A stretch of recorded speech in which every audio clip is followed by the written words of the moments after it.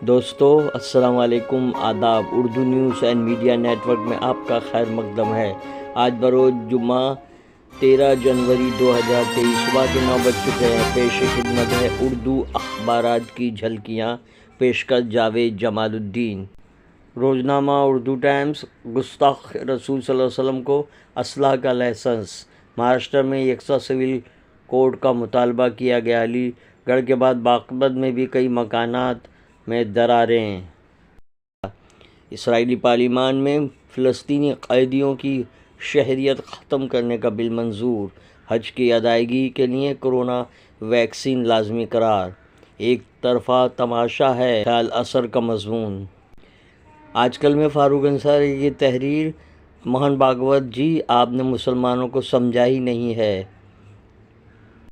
کیا ہوگا افغان سفارت خانہ ہندوستان میں؟ روزنامہ راشٹریہ سہارا۔ مرکز نے افسران کی تقرری و تبادلے پر بتایا اپنا حق۔ اسرائیلی پارلیمنٹ میں فلسطینی قیدیوں کی شہریت ختم کرنے کا بل منظور۔ عبدالماجد نظامی، گروپ ایڈیٹر کا خصوصی مضمون: حجاب پر پابندی سے مسلم طالبات کا تعلیمی مستقبل کیسے متاثر ہوا؟ پنکج ترویدی۔ جوشی مٹھ ہی نہیں، کئی قصبے دھس رہے ہیں، بے روزگاری کا سیل بلا۔ اداریہ۔ روزنامہ انقلاب۔ موہن بھاگوت کے بیان پر برہمی شدید تنقیدیں۔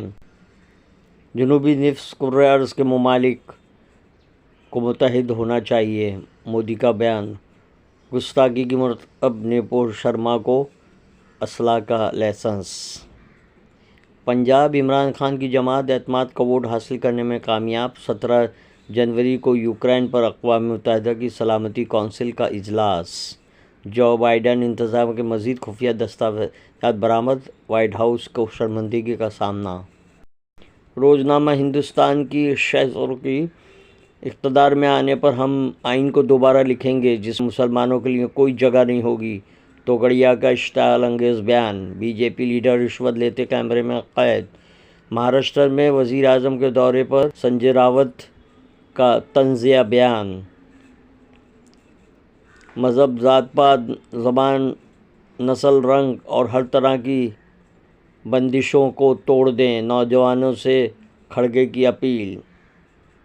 روزنامہ ہندوستان کی خصوصی مضمون: عالمی برادری کو محبت کے بول اور پیار کی تھپکی کی ضرورت۔ کثرت میں وحدت پر حملہ اور نیا سال۔ ہندوستان کا اداریہ۔ یہ تھی اردو اخبارات کی جھلکیاں۔ چینل کو لائک کیجیے، شیئر کیجیے اور اپنے قیمتی مشوروں سے نوازتے ہوئے کامنٹس کرنا بھی نہ بھولیں۔ اللہ حافظ۔